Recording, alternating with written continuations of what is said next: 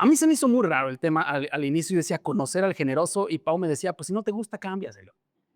Pero creo que hay algo muy interesante en eso, aunque no me gustaba el título, creo que es algo que sí necesitamos conocer, sí necesitamos saber, porque específicamente, aunque este tema va a rondar en todo acerca del amor, hay muchas cosas que están alrededor. Parte de este mensaje, por lo menos uno o dos puntos, es algo que he hablado cuando me ha tocado casar a algunas personas. Por lo menos un par aquí va a tener fresco el asunto. Pero me gustaría primero leerte un verso que está en Primera de Juan 4:8, ¿sí? Que dice, el que no ama no conoce a Dios porque Dios es amor. Hay algo que sé que muchas veces podríamos entender o no entender acerca del amor. El amor específicamente es una decisión, es lo que decidimos en base a otras personas, es lo que hacemos por otras personas. El amor, específicamente el amor de Dios, cuando habla precisamente, no está el verso, pero cuando habla en Juan 3:16, dice que de tal manera amó Dios al mundo. ¿De cuál? De esta manera, una manera increíble, una manera que creo yo es la manera más grande de amar. En esa manera en la que podemos ver el amor de Dios, no se quedó solamente en esa frase bonita de que un día vamos a recordar Juan 3:16 y qué lindo. El amor de Dios es un amor en acción. Es un amor que prácticamente le costó entregar una parte de sí mismo. Es un amor que hace. Dios dice que produce amor en nosotros. ¿Por medio de qué? Por medio de su Espíritu Santo, lo sabemos. Y si no, lo acabas de saber ahorita. Su Espíritu Santo es el que produce en nosotros esos frutos. ¿Cuáles son los frutos que produce el Espíritu Santo en nosotros? Amor, gozo, paz, paciencia, bondad, y sigue la lista hasta juntar por lo menos 7 u 8. Todo lo que produce el Espíritu Santo en nosotros lo podemos tener claro hasta el día de hoy. No es algo que producimos nosotros, es algo que produce el Espíritu Santo de Dios en nuestras vidas. Nosotros no podemos producir amor. Viene del Espíritu Santo, viene de la esencia de quién es Dios en nuestras vidas. Hay parejas a veces que pelean y es que no puede ser que no me ame y no puede ser que haga todo eso y tal vez la primera pregunta sería, ¿sí conoce a Dios o no conoce a Dios de entrada? O sea, ¿sí conoce lo que hace el Espíritu Santo en su vida o no conoce lo que hace el Espíritu Santo en su vida? Porque si esta persona no tiene al Espíritu Santo de Dios en su vida, no puede producir amor. Le estás pidiendo un fruto que no puede producir. Entonces, primero asegúrate de que el Espíritu Santo de Dios esté ahí. De ahí en adelante es trabajar en el Espíritu Santo, es trabajar en lo que necesitamos trabajar con Dios para que el Espíritu Santo empiece a producir amor, gozo, paz, paciencia, bondad y todo lo que el Espíritu Santo sabe producir. Peleamos bueno, ya no peleamos, pero pelean algunas relaciones porque no logran encontrar ese fruto que esa persona no puede producir. Tenemos claro que el Espíritu Santo es el que lo va a producir en nosotros. Amén. Es el que lo va a producir. Pero muchas veces cuando no podemos entender que el Espíritu Santo es el que produce específicamente amor en nuestras vidas, empezamos a medir el amor en base a lo que vamos viviendo, a lo que viene del día a día y empezamos a medir, creo yo, ese amor en unos parámetros que son humanos, que para mí podrían ser los parámetros más raros que existen para medir el amor. Porque yo te podría decir, amo a mi esposa y a mi hijo con todo mi corazón. Pero en ese amor que puedo decir que tengo por mi esposa y por mi hijo, me preocupo porque tengan lo mejor todos los días. En ese preocuparme porque a mi esposa y a mi hijo no le falte nada porque los amo, empiezo a trabajar, empiezo a hacer cosas. Y en ese trabajar empiezo precisamente a, pues, trabajar mucho, hacer mucho. Y un día me doy cuenta de que en realidad trabajé mucho, hice mucho, pero no pude estar con ellos. O sea, hice tanto porque los amo, pero no puedo pasar tiempo con ellos. De lunes a viernes llego cuando ya está dormido, a lo mejor, o llego cuando ya se durmieron, pero es que estoy trabajando duro por ellos porque los amo. Y la verdad, yo pensaría, ¿en serio es amor? O sea, ¿en serio amaría a mi esposa y a mi hijo? Que paso todo el tiempo haciendo cosas, pero no estoy con las personas que digo que amo. ¿Realmente los amo o no los amo? Porque entonces el parámetro del amor empieza a ser raro. Hay quienes tal vez pueden decir, yo amo tanto a las personas que están cerca de mí, las amo tanto, pero cuidado con el que se atreva a hacerles algo, porque entonces sí se las van a ver conmigo. Cuidado. Y me podría preguntar, ¿en serio amo a mi prójimo? O sea, ¿en serio estoy midiendo así el amor? Porque por lo que puedo ver, no creo que ame a mi prójimo. O sea, si esa es la idea, si esa es la intención, me van a conocer el día que se metan con las personas que amo, ¿sí sería amor? Amar en base a lo que creo que he metido en mi mente, amar en base a lo que creo que me han dicho, amar en base a lo que yo he visto y vivido, termina siendo un parámetro muy raro para hablar del amor.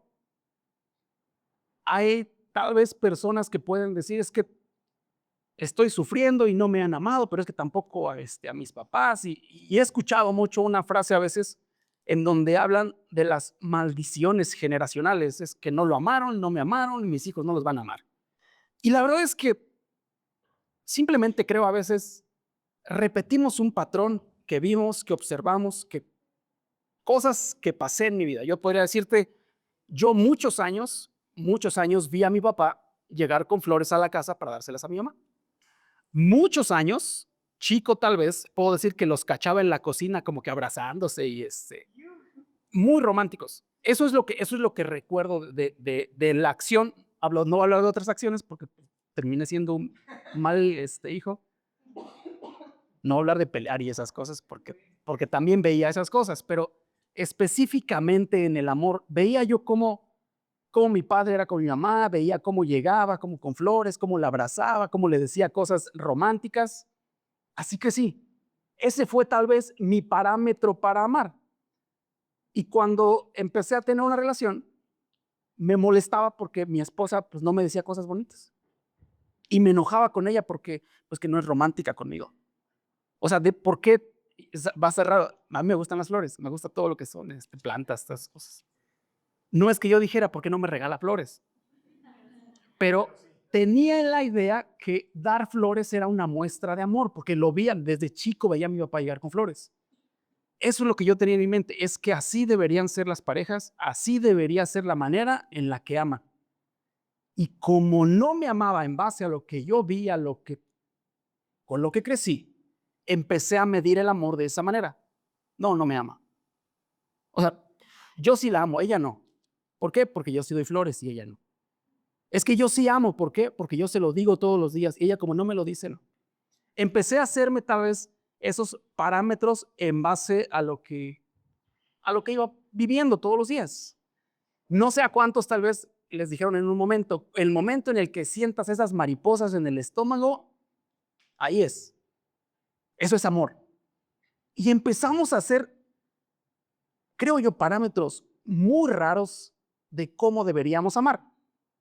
Ha pasado. No sé si a ti te pasó.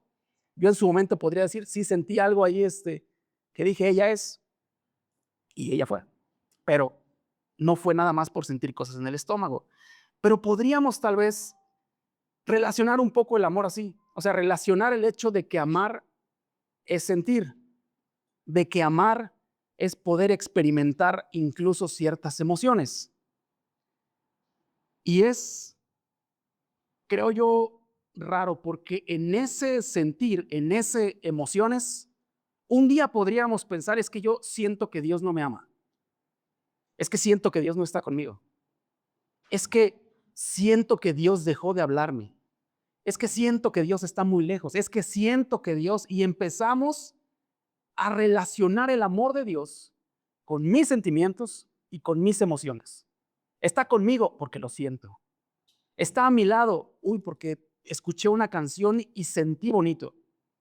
Empezamos a medir, creo yo, el amor de una manera muy rara. Yo lo he dicho, lo he repetido y trato de recalcarlo al menos cuando me toca estar con una pareja que quiere decidir unir su vida, y es poder decir el amor verdadero, o sea, el amor que viene de Dios, no son ni emociones y menos es un sentimiento. No lo es. El amor no tiene nada que ver con eso. O sea, yo no estoy con Pau o Pau no está conmigo porque lo siento. Siento que debería estar con ella. Estoy con ella porque tomé la decisión de estar con ella, a pesar de que esté bien o que esté mal, a pesar de que estemos bien, nos vaya mal, a pesar de la enfermedad, de la salud, a pesar de todo, tomé la decisión de estar con ella. No siento que debería estar con ella. Porque si estuviera basada esa decisión en sentimientos, ya me hubiera dejado hace mucho. O sea, si estuviera basado en, uy, es que siento que ya no debería estar contigo. ¿Por qué? Porque me sentí triste, porque no me trajiste flores, porque no me dijiste nada. Siento que ya no deberíamos estar. Si fuera por sentimientos, se habría acabado así un montón. En un segundo, las emociones y los sentimientos pueden ir de arriba a abajo, de abajo para arriba. Y creo yo especialmente cuando vienen las pérdidas. No sé a quién le ha tocado pasar o cruzar por una pérdida. En ese momento, la mayoría de las veces es ni me hables. ¿Por qué? Porque los sentimientos no están bien. Porque las emociones no están bien. En ese momento es, no quiero saber nada de ti. Si basáramos la decisión de estar con una persona en el momento en el que vienen los malos sentimientos, se acabó todo. Porque incluso hay personas que han perdido algo o han perdido a alguien y no vuelven a recuperarse. O sea, personas, incluso esta semana leía de algunos artistas que en su momento tal vez perdieron a un padre, no pudieron superar esa pérdida y terminaron suicidándose. Algunos artistas muy famosos, un DJ, no pudo superar esa pérdida de su madre, terminó quitándose la vida después. O sea, ¿por qué? Porque los sentimientos son una montaña rusa que pueden llevarte hasta, ok, estoy súper bien, pero también pueden tenerte súper. No podría basar mis decisiones en base a eso. Yo sé que cuando llega eso, el poder perder a alguien, es un punto en donde yo diría, estás a nada de romperte. Así son los sentimientos, así son las emociones. Quienes hemos cruzado tal vez por eso, sabemos que hay un punto en donde sabes que estás a punto de tronar. Ya no voy a poder. Y pasa, quienes tal vez han perdido o hemos perdido a un hijo o una hija, yo sé que se pueden ver afectados los sentimientos. Te digo, hablando de esta historia y el por qué yo le decía a Moy, yo no quiero hablar de Abraham y de Isaac, porque hemos cruzado tal vez por situaciones en donde sabemos que las emociones nos han llevado a un punto muy bajo. Y es precisamente en estos días, porque hablaba con esas personas de este mensaje, pero curiosamente a unos amigos se les ocurrió, no sé si le ocurrió a mi esposa porque nunca me enteré del asunto. De lo que sí me enteré es que el fin de semana íbamos a tener visitas en la casa. Y tuvimos a unas pequeñitas que agradezco la bendición de poder tener a dos pequeñitas en la casa. El detalle es que esta semana preparando este mensaje, el día de ayer, pues mi esposa ya ven cómo es, déjalas que no sé qué, que aquí, sí, así es, ya ven cómo es. Y así de que ya están aquí, qué padre, yo voy a la iglesia, hay unas cosas, te quedas con ellas. Pues me tocó salir, que ir al parque, que el helado y que no sé qué. Pero precisamente el día de ayer tenía esa parte en la que los sentimientos estaban muy raros. ¿Por qué? Porque me acordé de una imagen y le pedí, por ahí está esa imagen. Ok, quiero decir, ya no hay dolor. No vayan a decir, ay, pobrecito, ya no hay dolor. Hay muchos sentimientos. ¿Por qué? Porque fue el primer día que estuvimos o tuvimos a Darlene, la pequeña que estaba en adopción, la que tuvimos en casa mucho tiempo. Ese primer día lo primero que hicimos fue ir y comprarle un helado y pasar tiempo juntos en el parque.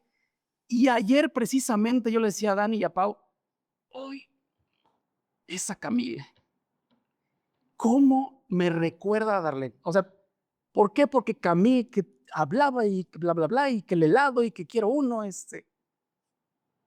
Y ayer traía yo así los sentimientos. O sea, yo le decía a Pau en la noche, fuimos a cenar, y yo le decía, hasta cómo agarra el taquito, hombre. O sea, es esa manera en la que digo, no es algo que no me duele. Dios, gracias, se encargó de poder sanar esa herida. pero hay sentimientos en esa herida. O sea, hay sentimientos ahí que a veces yo digo, y en la mañana que se despertaron y que las quesadillas y hay que lavarles los dientes y podíamos tener a cualquier otro niño en la casa y sería muy diferente. Pero eran dos niñas, pero era una pequeñita que incluso yo digo, tantos gestos que tiene y cosas que yo digo, no puedo ocultar los sentimientos. El dolor no existe. No puedo ocultar los sentimientos y las emociones. Y la verdad es que no creo que sean malos porque fuimos creados con sentimientos. Pero los sentimientos no son amor. Fuimos creados a imagen y semejanza de Dios, en eso estamos de acuerdo. O sea, de un Dios que tiene sentimientos. Génesis 6:6 habla un poquito de la tristeza y el dolor. Dice Génesis 6:6, entonces el Señor lamentó haber creado al ser humano y haberlo puesto sobre la tierra. Se le partió el corazón. Salmo 78:40, ¿cuántas veces se rebelaron contra él en el desierto y entristecieron su corazón? No nada más es tristeza y dolor, también es enojo. Éxodo 32:10 y 11. Ahora quítate de en medio para que mi ira feroz pueda encenderse en contra de ellos y destruirlos. O sea, Dios andaba con todo. Honestamente, Dios estaba enojado. ¿Cuántas veces hemos estado en esa posición? Así a la esposa, quítate aquí, yo te voy a acabar con todo aquí. Nos enojamos, pero veo a un Dios enojado. O sea, veo a un Dios que dice, quítate porque quiero destruirlos. Dice, después Moisés, haré de ti una gran nación. Pero Moisés trató de apaciguar al Señor su Dios, que es la imagen más rara que puedo tener en la mente.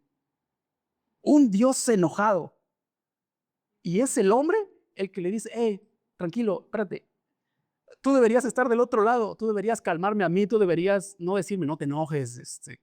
Y es Moisés el que le dice a Dios, no los destruyas, o sea, tranquílate un ratito.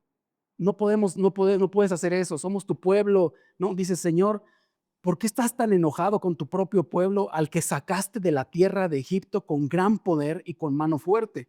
Deuteronomio 9:8. A tal grado provocaron el enojo del Señor en Horeb que estuvo a punto de destruirlos. No nada más es un Dios que se entristece, un Dios que se molesta. No es nada más un Dios que se enoja. Incluso es un Dios celoso. Éxodo 34:14. No adores a otros dioses porque el Señor es muy celoso. Su nombre es Dios celoso. A veces nos enojamos cuando nos dicen, ya deja de ser celoso. Yo le diría, yo soy como mi Dios. ¿Cierto? Es cierto. No, no soy celoso. Poquito sí, pero no está. Deuteronomio 4:24, porque el Señor su Dios es fuego consumidor y Dios celoso. Pero no nada más es eso, también es un Dios incluso que se alegra. Dice el Sofonías 3:17, porque el Señor tu Dios está en medio de ti como poderoso guerrero que salva. Se deleitará en ti con gozo, te renovará con su amor y se alegrará por ti con cantos. O sea, Dios, creo, cuando te ve haciendo lo que sabe que deberías hacer, se alegra.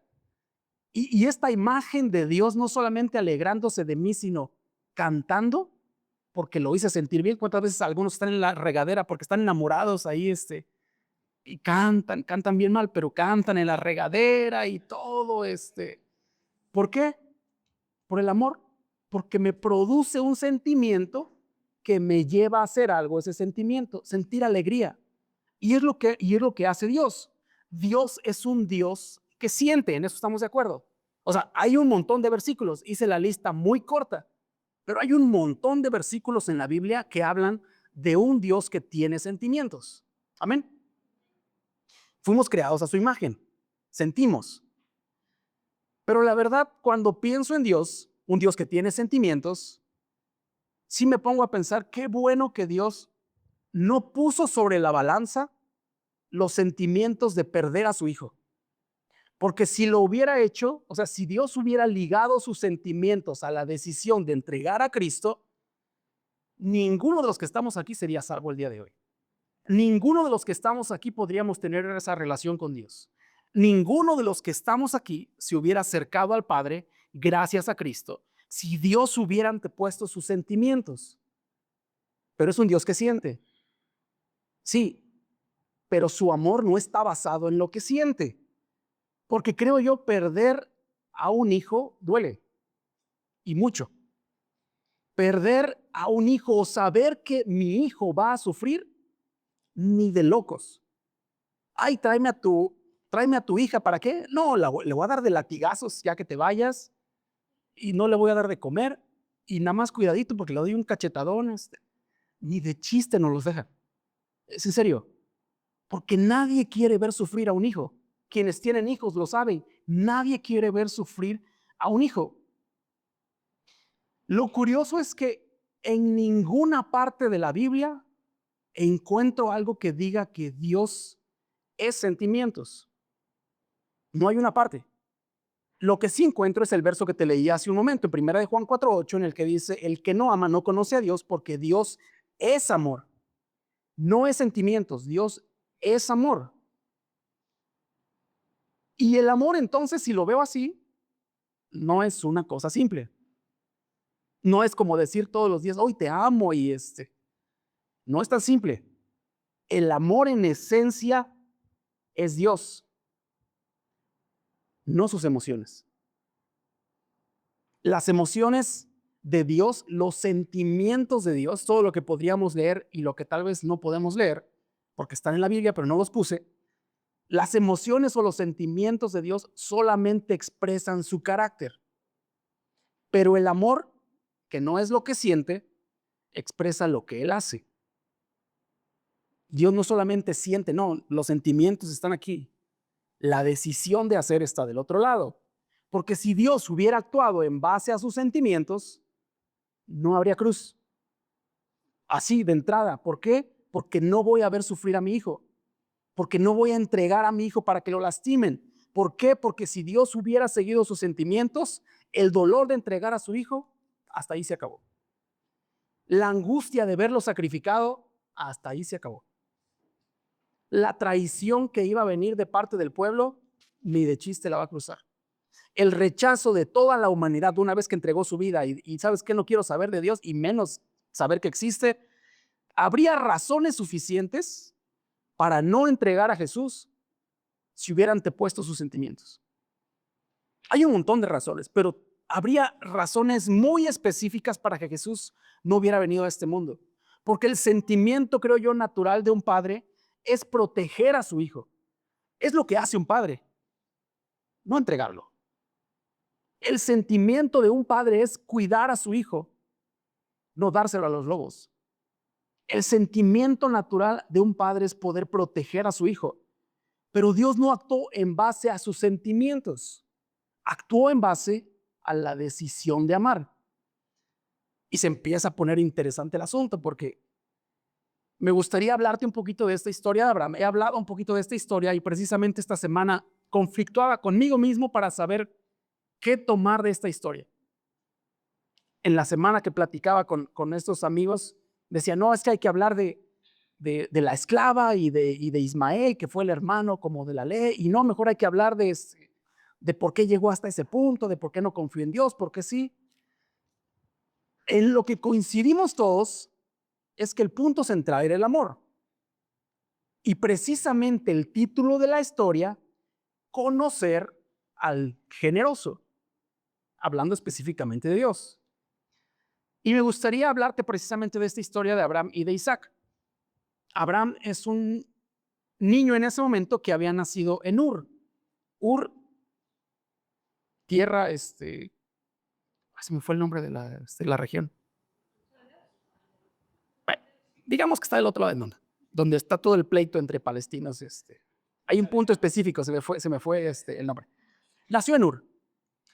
Y el padre de Abraham era un artesano, era un artista en lo que hacía.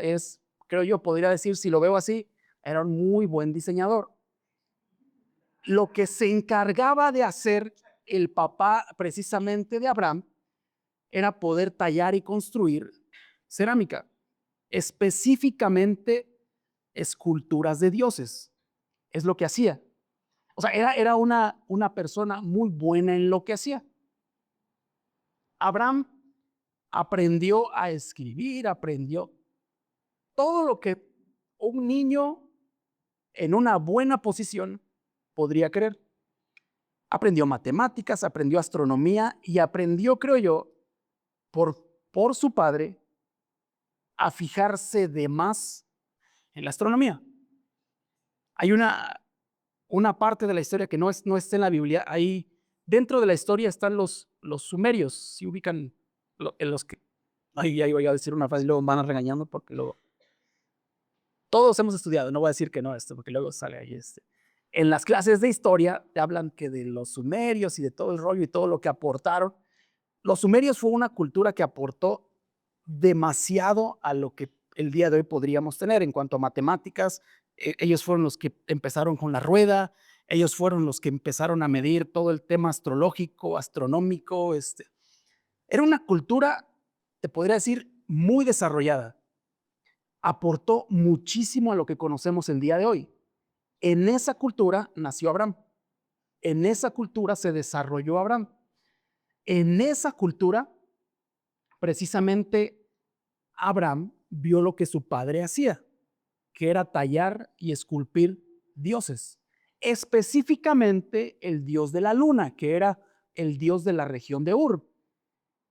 Es curioso, Josué 24:2, que es un pasaje que remonta un poquito a eso, dice, y dijo Josué a todo el pueblo, así dice Jehová, Dios de Israel, vuestros padres habitaron antiguamente el otro lado del río, la región de Ur, esto es, Taré, padre de Abraham, y Nacor, que es su hermano, servían a dioses extraños. No nada más hacían las figuritas, no nada más las esculpían, sino incluso servían. O sea, eran prácticamente sacerdotes del dios de la luna. Quiero irme un poquito más adentro. El dios de la luna es el dios Nanar o el dios Sin. Curiosamente es considerado el dios de la fertilidad. Curiosamente es el dios que regulaba los ciclos de la luna, o sea, el ciclo en el que la agricultura afectaba, al menos el territorio en el que estaba. Era un dios que regulaba el ciclo de lo que se reproducía en la tierra.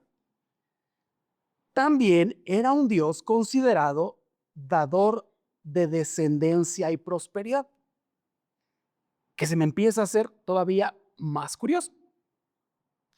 Porque Abraham y Sara vienen de un contexto, o sea, Abraham, la esposa de Abraham, Sara, vienen de un contexto en donde la fertilidad dependía de un dios, curiosamente del dios del que su padre hacía las esculturas.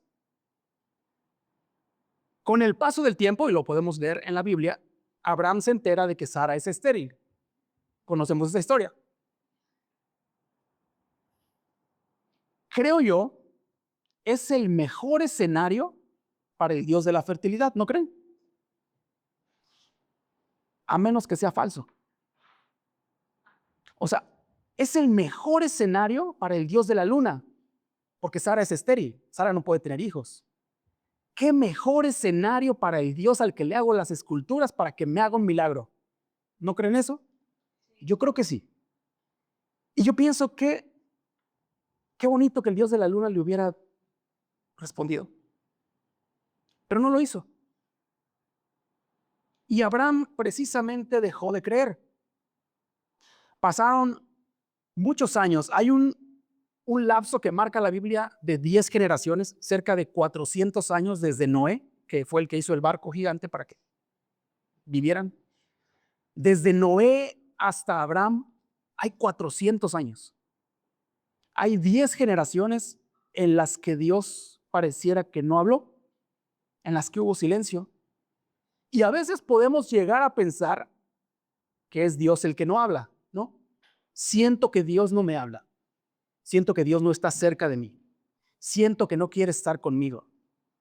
Lo curioso es que hay algo que creo Dios vio en el corazón de Abraham, porque Abraham desde muy chico cuestionó a su papá por qué tenían que hacer dioses con las manos. O sea, ¿por qué si ellos son los dioses, por qué nosotros tenemos que tallarlos en la madera? Si ellos son los dioses, ¿por qué nosotros tenemos que hacerlos escultura? Es lo que se cuestionaba Abraham desde chico. Y creo yo, en ese punto hay algo que Dios vio en Abraham, porque Abraham desde chico decía, debería existir algo más grande. esta escultura no puede ser mi Dios. Esta madera no puede ser mi Dios. Es lo que se cuestionaba Abraham desde niño. Y pasaron muchos años, pasaron, creo yo, muchas situaciones, no solo en la que cuestionas el hecho de que yo tengo que tallar a un Dios, sino en el hecho de que cuestionas a un Dios porque siendo el Dios de la fertilidad no puedo tener hijos. No solamente lo tallo, ahora resulta que también le pido, pero no me responde. Ahora resulta que mi esposa no puede tener hijos, pero el Dios al que servimos, porque su padre le servía, pues resulta que tampoco nos quiere responder. Es muy interesante porque 400 años después de Noé, Dios ve el corazón de Abraham y en Génesis 12:2 se presenta a Dios y le hace una promesa a Abraham. O sea, el Dios de la luna, honestamente, no pudo decir nada, ni lo escuchó, la figurita pues, nomás no le habló, pero hay algo que Dios vio en el corazón de Abraham y se presenta a Dios en Génesis 12:2 y le dice, haré de ti una nación grande y te bendeciré. Es historia corta porque el verso de Génesis 12 habla de todo lo que Dios habla con Abraham. En general, lo resumimos, yo te voy a dar descendencia. Yo soy tu Dios. Sé que has pedido del otro lado y no has tenido respuesta. Sé que has pensado que podrías no tener fe de nuevo. ¿Por qué? Porque te fallaron. Podrías pensar eso, pero Dios le dice, yo soy tu Dios, yo te voy a bendecir. Yo voy a hacer de ti una nación grande. Yo te voy a dar descendencia. ¿Y qué es lo primero que hace Abraham? De aquí soy. O sea, ¿quién no respondería así al decir de Dios, ok, ¿qué es lo que estás batallando?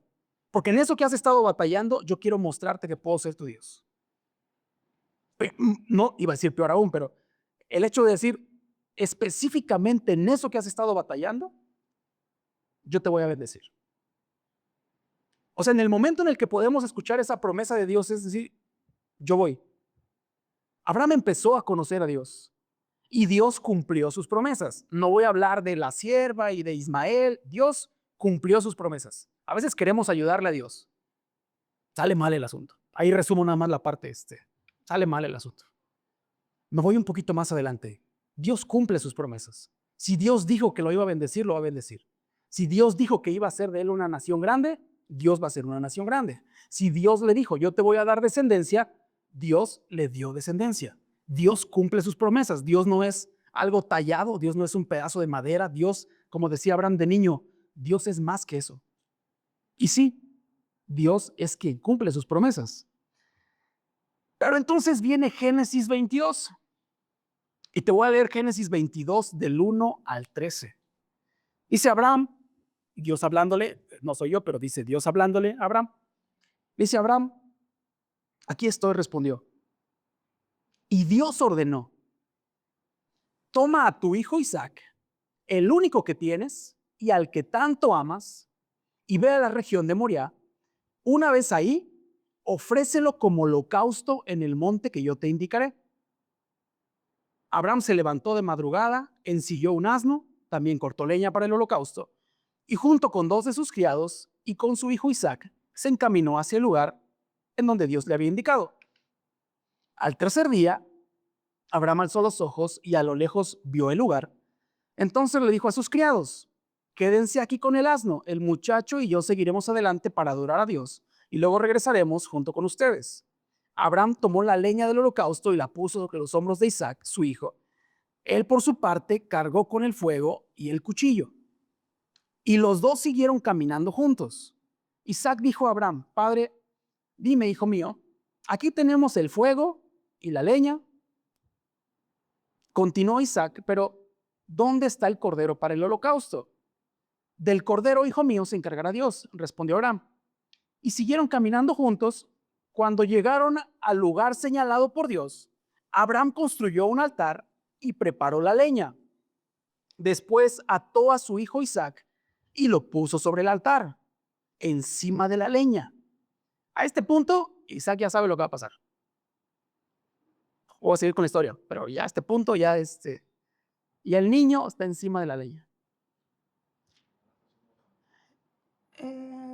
Entonces tomó el cuchillo para sacrificar a su hijo.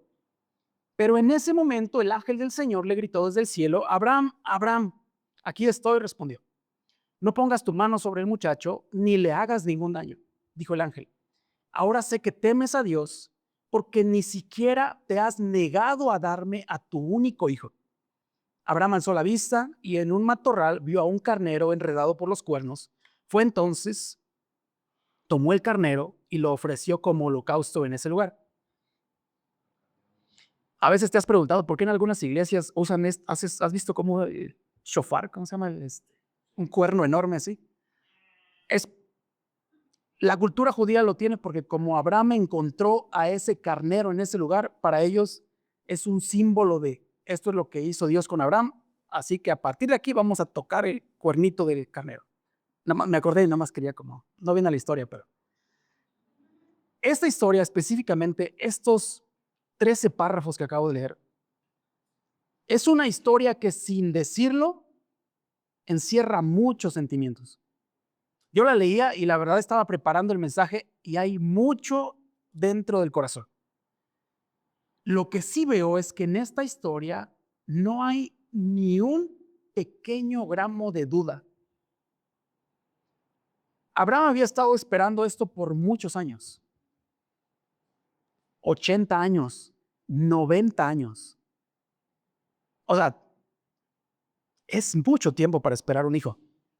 Nosotros, ¿cuánto llevamos? ¿6, 7? Y se nos hace eterno el hecho de que, no sé si vayamos a tener otro, pues, pero igual sí.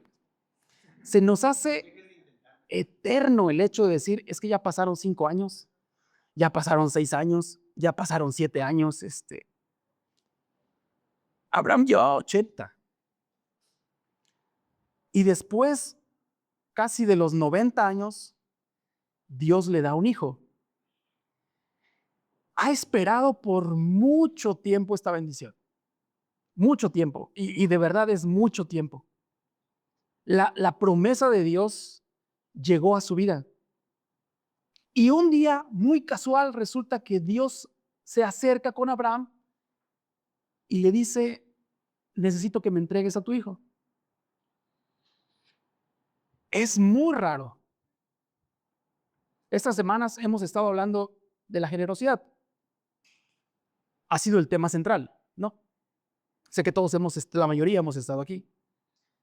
Pero hemos hablado de lo generoso que debería ser el corazón. Hemos hablado incluso, sí, del dinero. Hemos hablado incluso, la semana pasada, Pau nos hablaba del servicio. Pero esta historia va mucho más allá. Porque resulta que esto Abraham lo ha estado esperado por mucho tiempo. Han pasado 90 años, llevo ya 90 y tantos años esperando la promesa de Dios. Y finalmente llegó. Dios me respondió. O sea, Dios no es como el Dios de la luna. Dios me respondió. Dios habla conmigo, Dios se acerca a mí. Pero resulta que ahora Dios me ha pedido que le entregue a mi hijo. Y es muy raro porque en la historia resulta que le habla a Dios, le dice a Abraham: necesito que me entregues a tu hijo en un holocausto. Y el verso continúa, y pues se levantó Abraham, preparó todo. En alguna parte yo digo, algo se le perdió aquí porque yo hubiera renegado. O sea, en serio, ¿qué me estás pidiendo? O sea, quiero que seamos un poquito más claros porque me está empezando a doler. O sea, llevo años esperando esto. Y resulta que lo primero que hace Abraham ni siquiera es cuestionar. O sea, se levanta, porque me imagino que fue de noche, no sé si fue a través de un sueño, pero dice, se levanta de madrugada y lo primero que hace es preparar todo. Toma 2 siervos, toma un asno, toma a su hijo, toma el cuchillo, el fuego, y se van hacia el monte Moriah para hacer el sacrificio. Es muy interesante para mí esta historia, y hay un montón de cosas que yo digo, me gustaría estar aquí otras 2 horas, pero pues ya se tienen que ir en un ratito. Pero llega al lugar después de 3 días. Aparte, hay un montón de cosas que se relacionan con Cristo, pero bueno, no voy a pausar en eso. Pero llega al lugar y dice que le pide a los siervos quedarse ahí. y avanza con su hijo Isaac a partir de ahí. Ahora, Isaac tiene alrededor de 10, 12 años en este punto de la historia. Ya es un niño que puede sostener toda la leña, o sea, no es un bebé, ya es un niño. Yo tengo un niño de más o menos en esa edad, 11 años. No es un niño que no cuestione lo que está pasando. A mi hijo le encanta hablar. Un día fuimos a ver mariposas a Michoacán y fue el único que aprovechó al guía. Nadie le hizo caso al guía excepto mi hijo. Todo el camino desde que llegamos hasta donde estaban las mariposas, mi hijo tuvo todo lo que quería preguntar y saber de mariposas. No puedes engañar a un niño de 11 años. A uno de 5 o 6, pues medio le lo cuenteas y vi un meme que decía ir a Disney o lavar vidrios. Y está el niño lavando vidrios y dices que no sabe leer. Pues a un niño chiquito lo cuenteas. A un niño de 10, 12 años, ya no. Lo curioso es que en este verso Isaac es el que pregunta, pues traemos el fuego, traemos la leña, traemos un cuchillo, algo nos falta aquí. Y creo yo Isaac lo pregunta porque sabe que su papá tiene alrededor de 100 años, un poquito más de 100 años. Tal vez Isaac podría decir, ya está grande, se le olvidan algunas cosas, nada más quiero como preguntarle porque traemos todo, pero se le olvidó algo. Y Abraham responde del cordero se va a encargar Dios. Esta historia se me hace muy interesante. Yo te decía en un inicio, el sentimiento natural de un padre es proteger a su hijo, no entregarlo. Eso es el sentimiento natural. A reserva de que conozcas a quien realmente te lo está pidiendo. O sea, el deseo y el sentimiento de un padre es proteger a mi hijo, a costa de quien sea, a reserva de que sepa quién me lo está pidiendo, a reserva de que conozcas a aquel que te está dando la instrucción. No puedes, creo yo, entregar algo a no ser que tengas el conocimiento pleno de quién te lo pidió. Conocer realmente al generoso, conocer realmente a Dios. Hebreos 11, del 17 al 19 dice, fue por la fe que Abraham ofreció a Isaac en sacrificio cuando Dios lo puso a prueba. Abraham, quien había recibido las promesas de Dios, estuvo dispuesto a sacrificar a su único hijo Isaac, aun cuando Dios le había dicho, Isaac es el hijo mediante el cual procederán tus descendientes. Estaba dispuesto a matarlo. Él está, incluso dice Génesis, sacó el cuchillo. Abraham estaba dispuesto a acabar con la vida de su hijo. Dice, Abraham llegó a la conclusión de que si Isaac moría, Dios tenía el poder para volverlo de la vida. Y creo yo, me gustaría poder terminar con esta parte. No puedes dar si no conoces realmente al que lo dio todo. No puedes dar. No puedes ser generoso si no conoces realmente a quien es generoso. No puedes entregar algo que Dios te dio si no conoces realmente al que te lo está pidiendo. Abraham tenía plena confianza de quién era Dios. ¿Y sabes qué es mejor que eso? Abraham tenía plena confianza de lo que Dios podía hacer. Génesis 22:5, que es el verso que leíamos, dice, entonces le dijo a sus criados, ya leímos este verso, ¿te acuerdas? Génesis 22:5, entonces les dijo a sus criados, quédense aquí con los asnos, el muchacho y yo seguiremos para adorar a Dios y luego ¿qué? Luego volveremos. Es muy interesante porque Abraham no les dijo, quédense aquí, voy a regresar yo. Abraham tenía plena seguridad de lo que Dios podía hacer. Abraham conocía muy bien a Dios, que Abraham dijo, yo lo voy a matar ahí arriba. Pero Dios va a tener que hacer algo. O sea, voy a tener que acabar con su vida ahí arriba. Pero conozco al Dios que me prometió la descendencia. Y aún así lo acabe ahí arriba, Él va a hacer que regresemos juntos. Porque es lo que está diciendo aquí. Ustedes quédense aquí. Vamos a volver los dos. Abraham realmente conocía a Dios. Y también creo yo, Dios conocía realmente a Abraham. Por algo la Biblia lo considera su amigo. Sabía muy bien quién era Abraham y creo que Dios sabía muy bien quién era él. Porque ante la prueba más grande, si a mí me piden entregar a mi hijo, ni de chiste lo voy a hacer, porque lo amo. Pero ante la prueba más grande de amor, Abraham no negó a su propio hijo. Y Abraham tenía razón. Del cordero se va a tener que encargar Dios. Cuando conoces realmente al que lo dio todo, ¿cómo no hacer lo mismo? Cuando conoces realmente a Dios, ¿cómo no hacer lo que Dios me está pidiendo? Y en esta historia hay algo que podría decir, me volaba un poquito la cabeza, porque creo yo Abraham tuvo una revelación de quién era Cristo. O sea, ¿con qué seguridad Abraham podía decir, si mi hijo muere allá arriba, Dios me lo va a resucitar? A menos que Abraham conociera el hecho de que Dios podía resucitar a alguien de los muertos, ¿cierto? Juan 8:56 dice, Abraham, vuestro padre, está hablando Jesús aquí. Jesús es el que está diciendo esto.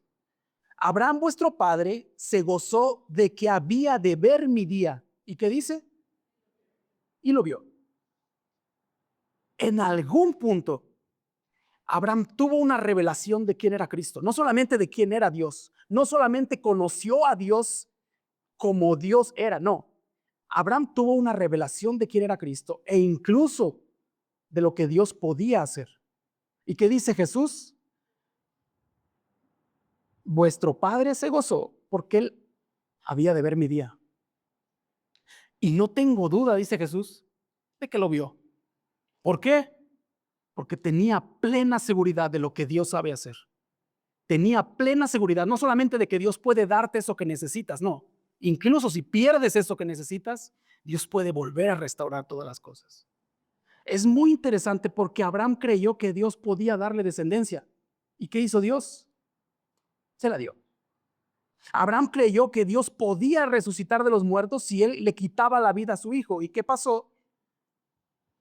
En realidad nunca lo mató. Es muy curioso porque cuando conocemos realmente a aquel que nos ha dado todas las cosas, ¿cómo podría negarle lo que él me está pidiendo? O sea, ¿cómo no ser generoso cuando entiendo quién ha sido generoso conmigo? Yo creo de parte de Abraham, sí hay muchos sentimientos, sí hay mucho dolor en decir, es que voy a entregar a mi hijo. Sí, pero yo sé quién es Dios. Puedo perder aquí y va a ser la escena más trágica tener que cortarle el cuello a mi hijo, pero Dios me lo va a levantar de los muertos. Y realmente Dios lo hizo. La pregunta tal vez sería, ¿tú crees realmente lo que Dios puede hacer? ¿Conoces realmente a Dios? Porque si puedes conocer a Dios como Él es, no dudaría de lo que viene por delante. No dudaría incluso de lo que me puede pedir hacer. Ser generosos no es nada más dar dinero. Ese día hablado, el dinero es lo de menos. Una vez creo que mi esposa lo dijo, el dinero es el problema más barato que puede haber. Se arregla con dinero. Pero el tiempo, pero poder pasar tiempo con mi familia, poder ser generoso con los míos, pero el servir, poder ser generosos con los que todavía no conocen a Dios, o específicamente en este verso o en este tema, el amar. Jesús dijo, si nos van a conocer por algo en este mundo, es por la manera en la que se ama. Y si hay alguien que veo que nos enseñó a amar, es Él. ¿Cómo no ser generosos con aquel que nos ha entregado todas las cosas? Me gustaría que te pusieras de pie, me gustaría que pudiéramos orar esta mañana y poder decirle a Dios, tal vez si no te he conocido de la manera en la que creo que eres, me gustaría conocerte. Si no he experimentado ese amor de la manera en la que tú amas, me gustaría conocerte. Porque hay algo que sí o sí necesitas, y es conocer al Dios que es generoso. Sí o sí necesitas conocer a Dios. Primera de Juan 4:8, el que no ama no ha conocido a Dios. ¿Por qué? Porque Dios es amor.